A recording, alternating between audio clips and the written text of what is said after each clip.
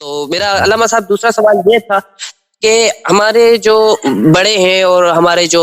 اہل سنت کے عالم ہیں، تو خیر میں تو ان کی زیادہ باتوں پر غور نہیں دیتا، کیونکہ بالکل میں بھی حق سے واقف ہوں، اور بس چند سوالات تھے میرے دل میں جو میں ایک مرتبہ کسی عالم دین سے اہل تشریح کے پوچھ کر وضاحت لے کر پھر اس پہ آنا چاہتا تھا۔ تو میرا دوسرا سوال یہ تھا علامہ صاحب کہ ہمارے جو بڑے تھے اور مطلب جو ہمارے اہل سنت کے عالم دین ہے، وہ یہ کہتے ہیں کہ اگر ایسا ہی کام تھا، ٹھیک ہے، حضرت ابو بکر والوں کا اور عمر والوں کا، کہ اگر ایسا ہی ان کا رویہ تھا اور ایسا کام تھا، تو ان کو حضور پاک صلی اللہ علیہ وسلم کے مطلب حجرے کے اندر تدفین کیوں ملی؟ مطلب یہ سوال میری دل میں بھی آتا ہے کہ ہاں اگر یہ بات کی تو اگر یہ بالکل غلط تھے تو حضور نے ان کو جگہ کیوں دی؟ مطلب وہ تو ان کے ہاتھ میں تھا نہ تک کہ اگر وہ نہ چاہتے تو بالکل ان کے لیے وہ قبر جگہ ہی نہ دیتی۔ جی دیکھیں میرے بھائی، یہاں پہ جو رسول پاک صلی اللہ علیہ وآلہ وسلم جہاں پہ دفن ہوئے ہیں ان کی اپنی ملکیت ہے، ان کی ذاتی ملکیت تھی، ٹھیک ہے نا۔ جماعت مخالفین کہتے ہیں کہ وہ عائشہ کا بیت تھا، ہمارا عقیدہ نہیں کہ وہ عائشہ کا بیت تھا۔ ہاں، جو عائشہ کا بیت تھا کسی کا بھی بیت تھا۔ ازواج کی جو بیوت تھی وہ ان کی ملکیت نہیں تھی، ازواج کی جو بیوت تھی وہ ان کی ملکیت نہیں تھی، وہ رسول پاک صلی اللہ علیہ وسلم کی ملکیت، ان یعنی ذاتی ملکیت۔ ہاں، ان کی جیسے آپ کے والد صاحب کا گھر ہے نا، ان کے ذاتی ملکیت۔ اب مسجد اور چیز ہے، مسجد اللہ کے لیے ہے، لیکن آپ کی جو ذاتی ملکیت ہے وہ آپ کی ذاتی ملکیت ہے، آپ اس میں جو مرضی کرنا چاہیں۔ تو رسول پاک صلی اللہ علیہ وسلم جہاں پہ وفات، جہاں پہ ان کی تدفین ہے، جہاں پہ ان دفن ہے، وہ ان کی ذاتی ملکیت ہے، وہ مسجد بھی نہیں ہے۔ جی، بعد میں اس کو مسجد میں داخل کیا گیا، لیکن ان کا بیت ہے۔ اچھا، تو جماعت دیکھیں، اگر وہاں پہ کسی شخص کو وہاں پہ دفن کیا جاتا ہے، دفن کیا جاتا ہے، تو اگر وہ رسول پاک صلی اللہ علیہ وسلم نے وصیت کی ہے ان کی وصیت سے کہ یہ میری زمین ہے، یہاں پہ فلان فلان شخص کو دفن کیا جائے، تو پھر یہ دلالت کرتی ہے کہ وہ شخص رسول پاک صلی اللہ علیہ وسلم کے مقرب، رسول پاک صلی اللہ علیہ وسلم سے راضی ہیں اور انہوں نے وصیت فرمائی کہ ان کے ساتھ دفن کیا جائے، یہ تو بالکل ثابت ہو جاتا ہے، ٹھیک ہے نا۔ لیکن اگر انہوں نے وصیت نہیں فرمایا، ان کے وصیت کے بغیر ان کے زمین پر کسی کو دفن کیا جاتا ہے، تو پھر یہ ناجائز قبضہ ہے،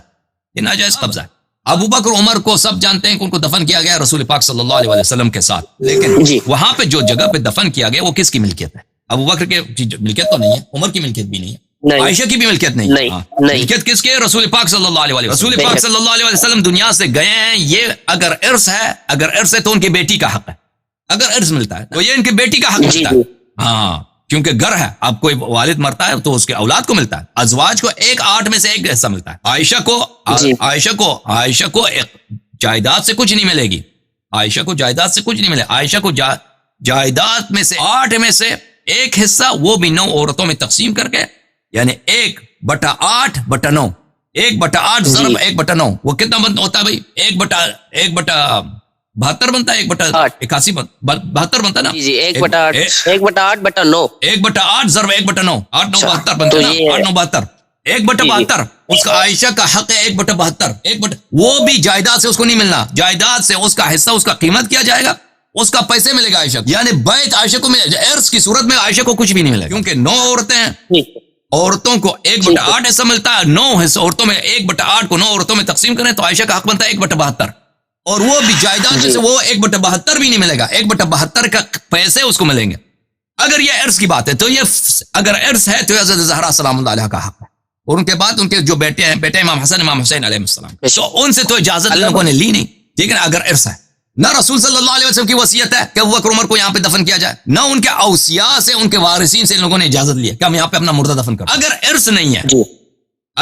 نہیں ہے تو صدقہ ہے، وہ سب مسلمان، تو ان لوگوں نے کب مسلمانوں سے اجازت لی ہے؟ ٹھیک ہے نا۔ اگر عرص نہیں ہے، صدقہ ہے، رسول کا مال صدقہ ہے، انما معاشر الانبیاء لا نورث ما ترکنا صدقہ۔ تو یہاں پر کس جواز کے ساتھ یہاں پہ سب مسلمانوں کا حق، یہاں پہ کس جواز پہ دفن کیا ہے؟ تو میرے بھائی وہاں پہ دفن کیا گیا نا، جن لوگوں نے رسول پاک صلی اللہ علیہ وسلم کے سب